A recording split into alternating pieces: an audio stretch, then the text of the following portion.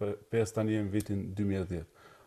A ka mundësi të paktën një herë Xhezair Shaqiri të tregoj se kush janë ata persona, apo kush është ai person i cili e ka vendosur minën konkretisht për rastin e Sopotit?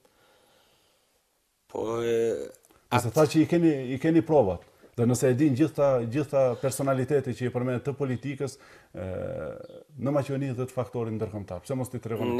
Ne rastësisht kemi has me një djalë të ri 16 vjeçar, i cili ka qenë i detyruar apo i obliguar me vënë një minë në Sopot, ne ka tregu gjitha detalet. Për kë bëhet fjalë? Bëhet një ri Artim Destani nga fshati Llojan, i cili ka qenë i manipuluar nga strukturat e atëhershme të UDBA-s Jugoslave dhe të DBK-s sotme që ka qenë që kanë qenë të udhëhequr nga Zoran Verushevski. Më parë përmendet edhe Zoran Verushevski. Cili ka qenë roli i tij në krejt këtë rahur?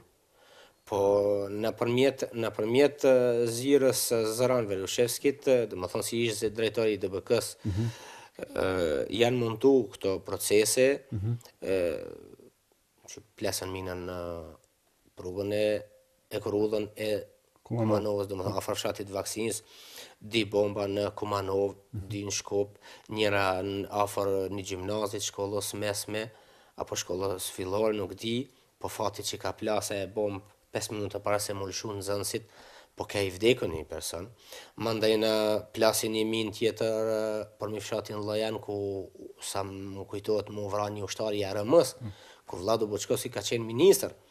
Dhe gjithë këtë dëshmi javë kemi dhanën, i vetmi gjitha institucionet asaj kohës, shumë mirë Vlado Boçkovski sot dele dhe është i gatshëm me tregu vullnet mirë me deklaru në favorin e rastit Sopotit, po Vlado Boçkovski ka mujtë atëherë shumë ma mirë. Mos shitet aq demokrat, aq i drejt, po në 2010 kur ka qenë si kryeministër ka mujt me ba, se i ka pas gjitha dëshmit dhe i ka pas në kontroll, masi që u largu Zoran Verushevski, ka pasën një ish drejtor, se e di unë e jafërt me ta, Mile Zečeviqi,